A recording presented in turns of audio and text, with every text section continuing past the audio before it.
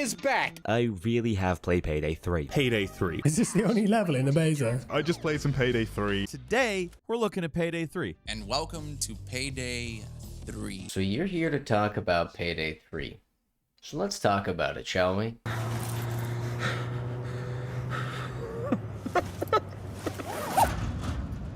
So just to be 100% clear, I'm not knocking any of the creators that I mentioned earlier, nor am I knocking any other creator that played the beta and hyped up the game. I just feel that they definitely contributed to the disappointment felt by, honestly, hundreds of thousands of gamers, as it was #1 on Steam for 1 or 2 days, I believe, and it really isn't that good of a game to be that hyped up. Now, while Payday 3 did start out as the #1 seller, it has quickly fallen and now has a mainly negative review at a 33%. Now, you may be asking yourself, what is Payday 3? Payday 3 is a co-op first-person shooter game developed by Starbreeze Studios and is a direct sequel to Payday 2. The entire premise of the game is that you have a sort of story progression with no actual real story, but we'll get back to that later, where you have to rob various different locations such as a bank, warehouse, jewelry store, nightclub. You get the picture. You can join into a pre-made lobby, a random or public lobby where you can't choose what lobby or who your fellow heisters are, a friends-only lobby that you can only be match-maked up with random friends that are online also searching, and that includes your Steam as well as your Nebula account, or an invite-only setting where you can invite whoever you want, and if you don't fill in those slots, you'll actually have AI heisters. And you have 4 difficulties to choose from: normal, hard, very hard, and overkill.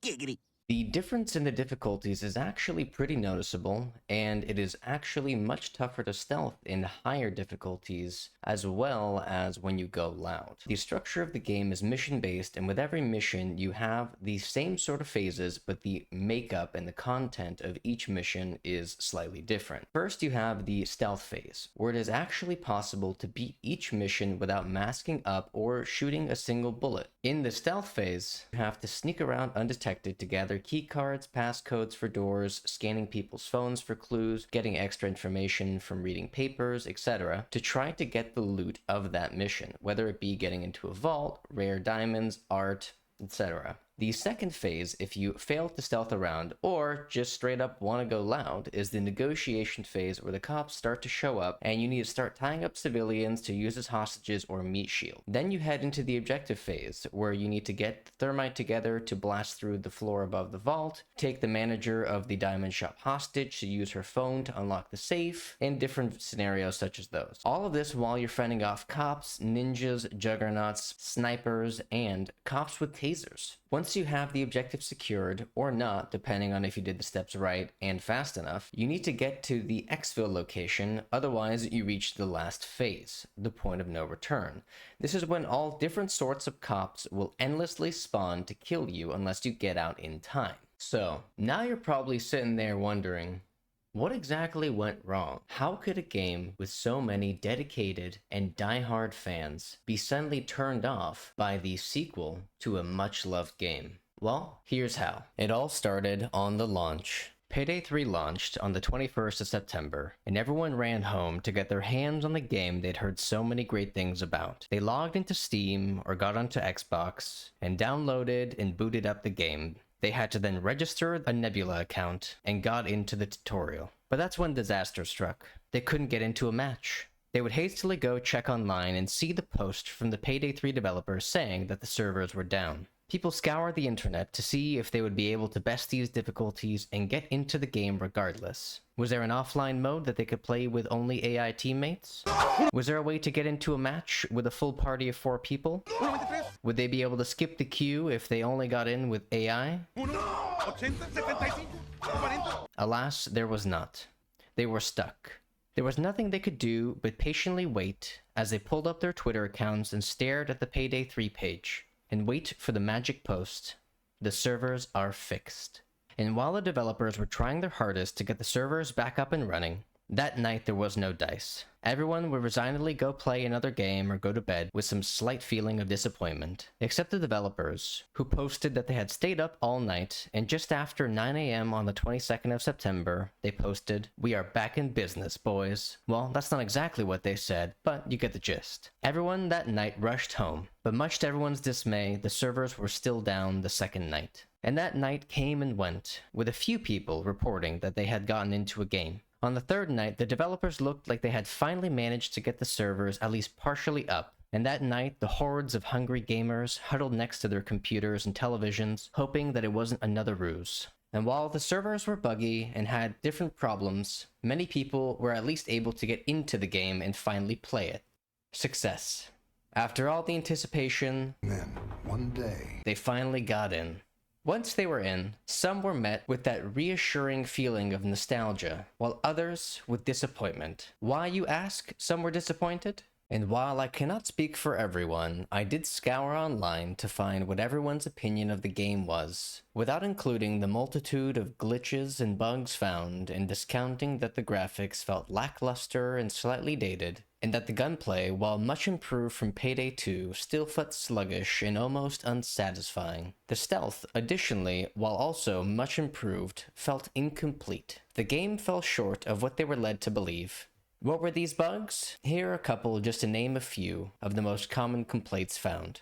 There was no offline mode, so you had to have been connected to the internet in order to play this game. This was seemingly due to minimize the numbers of hackers and exploiters in offline play, except in reality it was probably a way to keep people from somehow obtaining this soon-to-be paid-for currency. The servers we previously covered were still half patched together with duct tape and hope, and are still a problem to this day that I'm recording on the 28th of September. The lack of a story or even semblance of a story besides the progression system had many wanting for more.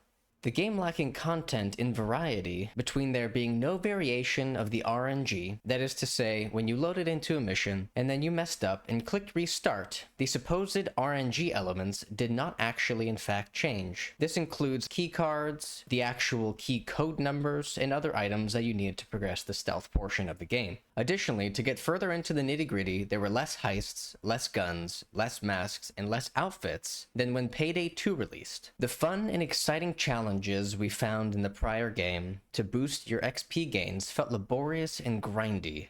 Additionally, you gained far less experience the higher difficulty you went. As with Payday 2, the higher difficulty meant that you got more experience for killing an enemy. But now in Payday 3, all difficulty levels would give you the same experience for killing an enemy. Additionally, you had to grind your weapon levels, and the most efficient way to do so would be to go loud and hold out near the exfil position, mowing down as many enemies as possible before escaping as you ran out of ammo. Conversely, if you ran a mission fully in stealth, there was no benefit to doing so. Your experience was lowered, you got no weapon XP, and the difficulty was a significant increase. I also want to talk about the more premium currency of the game called C-Stacks. This is the currency that allows you to purchase the best weapon, attachments, and cosmetics in the game. However, in order to earn C-Stacks, you had to purchase them using in-game money. But the caveat being is that each C-Stack would cost more money every time you purchased it, where you started with one C-Stack being $10,000, which went to $25,000, $50,000, and so on. These purchase increases were reset on a weekly basis. However, you need thousands of C-Stacks in order to get through some of the harder content and to unlock everything in the game. Additionally, while there is no real-world monetization on this, you can almost see the plan the developers have to implement this in the future. On top of that, while the UI may be fine for newer players, it was received poorly by more experienced heisters. As the last blow, when searching and matchmaking, you don't know who you'll be paired up with. Is there going to be a newbie, a troll, a griefer even? Instead of allowing players a choice like many games have and do allow nowadays, you were thrown in with some random people of random quality which may or may not waste your time. This leads me to my last question.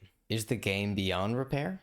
I think not. Regardless of all of the issues with the game, at least the developing team is trying to fix things and is giving constant updates to its player base on an almost hourly basis. Regardless of the bugs and complaints that the game has received, it is an absolute step up from its predecessor that released 10 years ago. And while the first update isn't scheduled until the 5th of October, the constant communication and seemingly unmatched diligence from this team has shown that there is a possibility that there's a chance for this game still. This was unfortunately another scenario of a game being released too soon, without enough testing to ensure that it was as polished as possible before release. And with that, I ask you, what do you think of the game? Did you get it? Are you enjoying it? Did you request a refund? If you don't have the game, are you planning on getting it if they fix it? Let me know in the comments below. As for my opinion, I think at the current moment, the game is in an unplayable state and needs to be finished as fast as possible for there to be a full and enjoyable experience. If you enjoyed this video, please go ahead and give it a like and consider subscribing. As always, I'm your host, Cake Ninja. I hope you all have a great rest of your evening. Goodbye for now.